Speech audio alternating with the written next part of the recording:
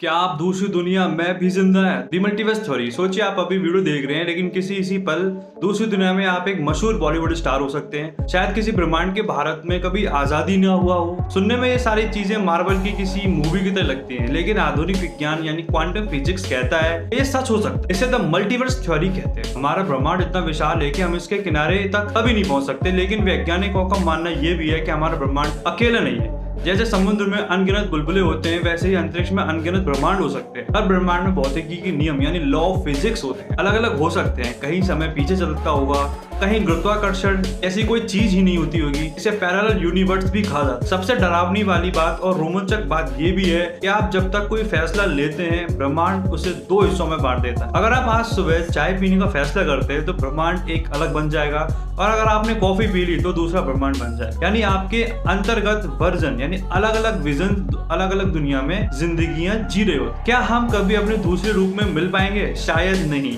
क्योंकि इसके बीच की दूरी अरबों प्रकाश वर्ष है। लेकिन विज्ञान में कुछ भी नामुमकिन नहीं होता। आपको क्या लगता है, क्या किसी और दुनिया में आपको जुड़वा मौजूद है? कमेंट्स में अपनी राय जरूर दें। ऐसे ही ब्रेन मेल्टिंग जानकारी के लिए द लर्निंग हब YT को फॉलो करें।